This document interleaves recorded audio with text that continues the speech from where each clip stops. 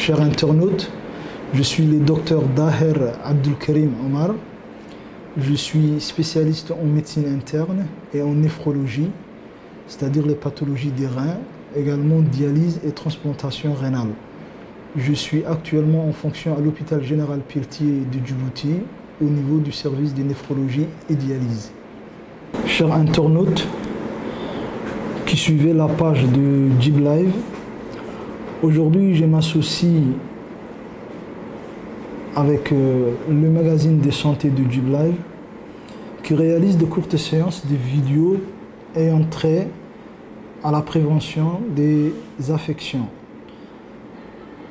Dans la journée mondiale de la santé qui a été célébrée le 8 avril dans notre pays, le président de la République avait insisté sur un fait important. Il avait dit qu'il est bien de guérir les pathologies, mais qu'il faut actuellement axer ces actions sur la prévention. Et donc je m'associe à JibLive qui réalise ces courtes séances pour permettre à un public plus large de pouvoir s'informer sur des questions de la santé et peut-être acquérir des connaissances qui leur permettront de faire attention à des choses qui pourraient nuire à leur santé. Parler en tout cas des méfaits et des conséquences sur la santé du tabagisme de façon générale. Ce qu'il faut savoir, chers internautes, c'est que ces dernières années dans notre pays, à Djibouti, on observe, et tous les médecins spécialistes actuellement présents sur le territoire peuvent l'affirmer, une explosion des pathologies chroniques ou dites les affections de longue durée. Ces affections entraînent d'énormes conséquences sur la santé de nos populations. Que ce soit sur le plan cardiaque, c'est responsable des cardiopathies, que ce soit sur le plan neurologique, c'est responsable des conséquences désastreuses telles que les accidents vasculaires cérébraux, hémorragiques et ou ischémiques. Et sur le plan rénal, c'est responsable d'une insuffisance rénale chronique qui, pour la majeure partie, nous le diagnostiquons à un stade assez avancé, devant nécessiter la prise en charge en hémodialyse. Ces affections ont de façon générale un soubassement commun. C'est ce qu'on le regroupe sous les formes de facteurs de risque. Ces facteurs de risque, dits facteurs de risque cardiovasculaires ou pas, sont multiples. Certains sont dits modifiables, d'autres non modifiables. Non modifiables parce qu'on ne peut pas agir là-dessus. C'est tel que l'âge, plus on avance dans l'âge, plus on est à risque de développer ces affections, mais on ne peut pas agir là-dessus parce que ce n'est pas un élément modifiable. Sur la génétique, certaines personnes ont des prédispositions génétiques pour faire telle et telle autre affection. D'autres facteurs sont dits modifiables. Et parmi ces facteurs modifiables, y figure le tabagisme. Alors, c'est un facteur modifiable sur lequel l'individu ou les différents professionnels de santé peuvent agir là-dessus et dans sa suppression peut avoir une conséquence positive sur l'état de santé de l'individu en particulier, mais également de la société en général. Alors pourquoi parler du tabagisme? Parce que c'est un problème de santé publique. Sa consommation est énorme, elle s'est fait de plus en plus, elle commence de plus en plus assez jeune chez les populations, ce qui fait que le temps d'exposition à ce tabagisme devient de plus en plus lent. L'amélioration des conditions de vie des gens fait que l'espérance de vie augmente. Mais nous avons des espérances de vie qui ont augmenté alors que les individus présentent d'énormes morbidités, c'est-à-dire des pathologies qui sont dues à leur mode de vie. Et le tabagisme est pour cela cause d'énormes soucis de santé dont la gestion est très lourde aussi bien pour la société que pour l'individu, tant sur le plan humain que sur le plan économique. Parce que pour gérer les conséquences du tabagisme, il faut d'énormes moyens financiers. C'est pour cette raison que JibLive trouve en tout cas important de pouvoir nous entretenir sur ces thèmes. Alors, nous avons dit que c'est d'abord un problème épidémiologique parce que énormément de populations consomment ces derniers. Ils consomment, mais ce qu'ils doivent savoir, c'est que ces derniers les exposent à des pathologies qui sont compliquées et difficiles à gérer. en premier, ce sont les pathologies cancérigènes, ce sont les cancers, parce que le tabagisme est le principal facteur reconnu actuellement comme le principal cancérigène pour le cancer de voies aérodigestifs, que ce soit le cancer de lèvres, de la gorge, du pharynx ou du larynx, et surtout le cancer du poumon et des bronches. Ces différents types de cancers sont compliqués dans leur prise en charge, mais également sont responsables d'une morbidité et d'une mortalité élevée, aussi bien dans nos pays, mais également dans les pays développés.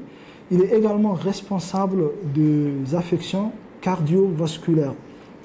Le tabagisme est un facteur qui est reconnu comme étant l'un des principaux éléments qui est source des pathologies, en tout cas, ou qui s'associe aux pathologies qui entraînent l'infarctus du myocarde, le diabète, l'hypertension artérielle. Le tabagisme peut être un facteur qui aggrave ces pathologies lorsqu'elles existent, mais également être source de certains problèmes qui peuvent également être grevés d'une morbidité, d'une mortalité élevée, en particulier l'infarctus du myocarde. En ce sens, il faut que les populations puissent être informées sur les méfaits que ces derniers causent à leur organisme. Alors, nous allons parler du tabac de façon générale, en disant que c'est la consommation des cigarettes. Mais c'est qu'il faut savoir que ces derniers temps, il y a aussi bien dans nos pays, mais également dans les pays développés, une tendance, une autre façon de consommer du tabagisme qui, dans le subconscient des gens, leur fait croire que ça entraîne moins d'effets que la cigarette, mais qu'il y en a autant, sinon plus, c'est la consommation de la chicha. Donc, la chicha, au même titre que la cigarette, est source d'autant de complications, si ce n'est plus, que cette dernière. Elle est donc source de tous les cancers que nous venons de dire et citer pour la cigarette, comme le cancer des voies aérodigestives, le cancer de la vessie, le cancer du poumon, mais également source des différentes affections cardiovasculaires, en première ligne l'infarctus du myocarde.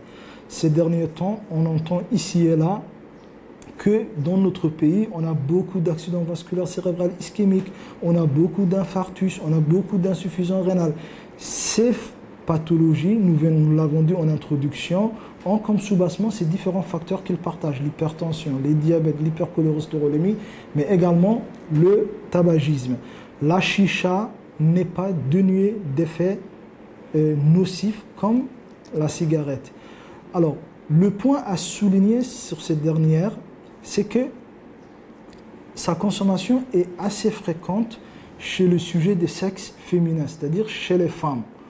Or, une des particularités des femmes physiologiquement, c'est que les femmes ont cette capacité en eux d'être en état de grossesse et puis d'allaiter. Et la consommation, en tout cas, ou l'utilisation du tabac, que ce soit la cigarette ou la chicha, a une incidence négative aussi bien chez l'enfant qu'elle porte, c'est-à-dire au cours de la grossesse, mais également au cours de l'allaitement. Les différentes substances contenues dans la cigarette, qui sont des substances nocives, peuvent passer, en tout cas, ou être transmises par voie placentaire au bébé, ou bien par voie l'allaitement au bébé. Ces derniers peuvent être responsables au cours de la grossesse de ce que les pédiatres appellent d'un retard de croissance intra-utérin, d'une mort fœtale intra-utérine ou bien d'une prématurité, engendrant à cet effet des pathologies non souhaitées pour le bébé. L'autre souci, c'est que le tabac ou bien les substances contenues dans ces derniers, comme la chicha ou dans la cigarette, peut également être transmis au bébé. De ce fait, si l'ensemble des différentes pathologies que nous, professionnels, nous observons en santé, qui ont un coût humain énorme, mais également un coût économique non négligeable pour la société, il faut que des actions de prévention doivent être entreprises. Il faut que les populations soient incitées à ce que la consommation du tabac, que ce soit la cigarette ou la chicha, puisse être enfreint. En tout cas, il faut que des actions soient prises dans ce sens, aussi bien par les autorités publiques, mais également par les associations des patients, que ce soit l'association des patients diabétiques, l'association des patients insuffisants rénaux, l'association des patients qui ont des problèmes cardiaques ou d'hypertension artérielle, parce que le tabagisme est l'un des facteurs qui donne l'ensemble des différentes complications pour lesquelles ces associations sont formées. Et il faut donc des actions de sensibilisation sur les méfaits de ces derniers au sein de notre société, que ce soit la cigarette ou la chicha. Et les autorités, en tout cas compétentes en ce sens aussi, devront prendre les mesures afin que la population puisse limiter sa consommation, que ce soit des mesures sur le plan économique ou bien des mesures, en tout cas, d'intérêt général. Chers internautes, encore une fois, je remercie JibLive de nous permettre de passer ces messages de prévention, en tout cas pour la santé de nos populations. Disons, l'arrêt du tabac ne peut être que bénéfique pour l'état de notre santé, que ce soit l'arrêt de la cigarette ou de la chicha. Je vous remercie.